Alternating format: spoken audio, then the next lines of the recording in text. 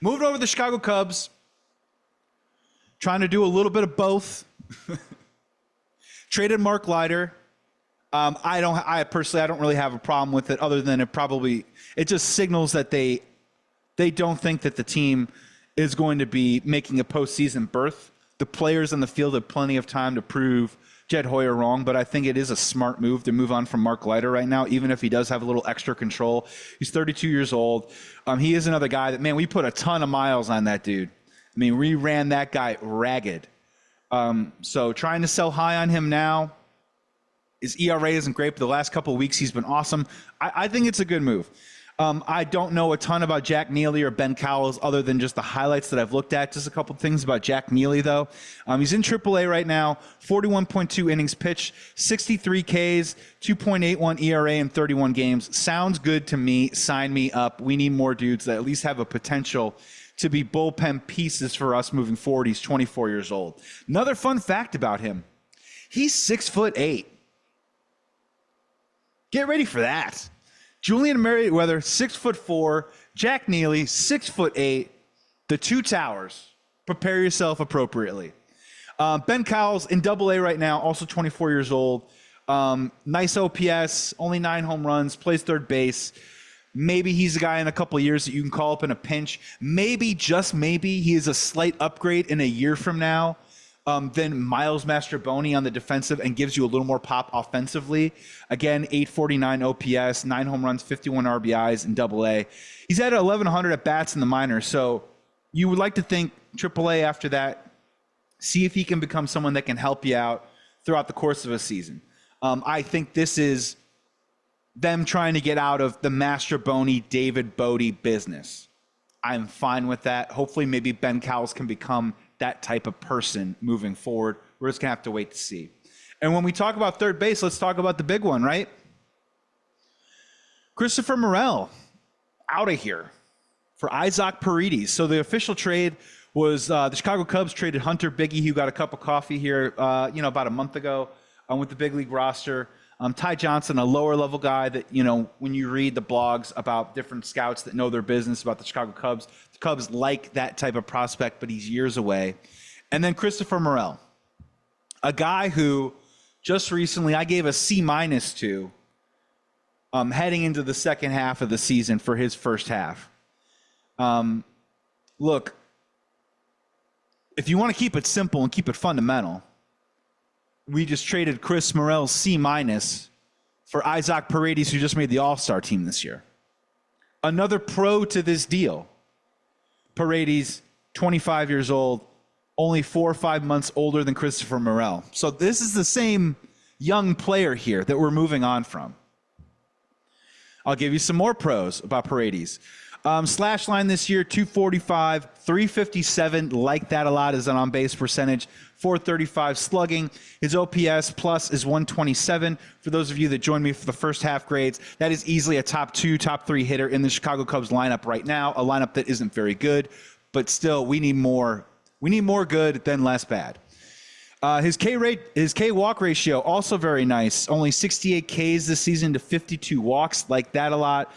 16 home runs, 19 doubles, 55 RBIs. He hit 31 home runs last season. He drove in 98 runs. Some of the cons to Paredes now. He's been in a bit of a slump. Just a little bit. Over his last 73 at-bats, he's hitting 123. So that all-star, selection that he got, I mean, his numbers were a lot better about a month and a half ago.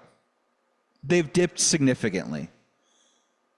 Throw a little con in there really quick. Over those last 73 at-bats, hitting only 123, but he's got a 340 OBP during that span. So even when he's not hitting, the dude's getting on base. Another con to Paredes is the exit velocity. Now, these are things where if you want to get a Christopher Morel fan in on this right now, he's going to talk a lot about his line drive rate. You're going to talk a lot about his exit velocity. When you're talking about Paredes, the exit velocity is strangely extremely low at 84.9. His pull percentage also is 43.8%, a.k.a. the dude pulls the ball a lot, and he gets a lot of his production from turning on it.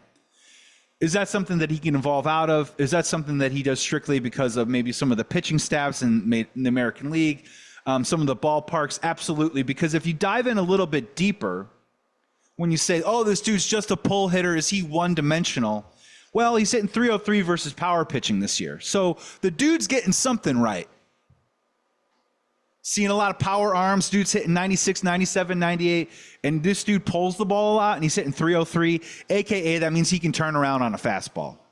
So there are some positives here, and he's been clutch too at times, 244 with 2 outs and runners in scoring position. So what I think this basically means is for Jed Hoyer, I think Christopher Morel, as much as we've enjoyed some of the tantalizing flashes of potential, the inconsistency there, I think Jed Hoyer just pulled the plug early. And hopefully this works because he's seen experience with other players that we've given a long leash to that just simply haven't worked out. I mean, if you're PCA, Pete Crow Armstrong right now, I would pay attention to this. Because, man, I know you're getting your run right now, but you can't hit 185 forever, man, especially heading into next year, or you're going to turn into a utility outfielder very quickly. Christopher Morel, I wish him luck. I know there's a lot of people on Twitter saying thank you for all the memories and the joys you brought to the game. I don't know. What did he give us, 40, 50 home runs in a Cubs uniform? I mean, look, I think this was a good move. Christopher Morel is not a third baseman. We have a plethora of second basemen, whether it is Nico Horner, Matt Shaw, Jason Triantos, a lot of guys that are coming up through the system. Christopher Morel is already playing second base in Tampa, a.k.a. they agree with the Chicago Cubs that he can't play third base. So this was a square peg in a round hole situation, and I think Isaac Paredes is a better fit for this Cubs team now and moving forward. They're still going to need that slugger. This is not a 3-4-5 guy. Honestly, this is probably at best maybe a 2-hitter, but more honestly likely more of a 6-7 guy on a competitive team moving forward. But a professional guy, a young dude with a lot of control, who's already proven at the major league level that he can get on base, he can drive in runs, and hit the occasional home run. And that part I'm totally cool with. Let's see how it plays out. Next couple months now, a lot of these Cubs players are going to be on trial. They have a lot to prove. As it stands right now, I mean, Ian Happ, Seiya Suzuki, Cody Bellinger, Nico Horner, can't trade Dansby, but that lot right there, that group of 4 or 5, as it stands right now, if they finish the way that they're playing right now, they finish in last place, one of those dudes ain't here. The only way that they run it back is in case the offense shows a little bit of life. Maybe they get closer back to 500, finish the season, don't make the playoffs, go out, sign a guy like a Pete Alonso with the Paredes, and maybe you got yourself a little bit of a lineup that you can contend with. Again, I'll say it again, I don't think Michael Busch is a first baseman. When you're talking about Christopher Morel, is Christopher Morel a third baseman? The Tampa Bay Rays said no. Chicago Cubs clearly said no because they traded him for a more established third baseman. I'm telling you right now, I don't think long-term Michael Busch is a first baseman, but I like him. I would like to keep him on the team. Can he learn second base? Can he be more of a utility guy? It's yet to be seen. So both these trades for the White Sox and the Cubs, they hurt, right? I don't think they're meant to get you super excited. I am glad seeing Jed try and be a little proactive, get something now instead of the pressure mounting in the offseason, because, man, he's got a lot more moves to make beyond Isaac Paredes. So I'm glad he's getting some of the stuff done now. Nate Peterson, I'm sorry we didn't get to it. We'll see what happens with him. Big arm, former #1 pick. Give him some innings, give him some run, see if he could be a part of the bullpen mix next year. We'll see what happens there. And for Chicago White Sox, man, buckle up.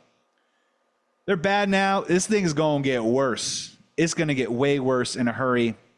And I just can't watch them. I just can't do it. There's nothing there for me to even watch, so I don't really know what the point is. Time to get out of here. Thank you so much for tuning in. It's August. Again, guys, Carpe Diem this summer, right? Wrap your arms around it. Don't give me this hang dog. Don't slump your shoulders that summer's almost over. We got plenty of time, people. Plenty of great content. And oh, yeah, by the time you're listening to this episode or watching it on YouTube, the Chicago Bears are taking the field, taking snaps, playing football. That's coming right around the corner, too, as well. I'm getting excited. I'm feeling good.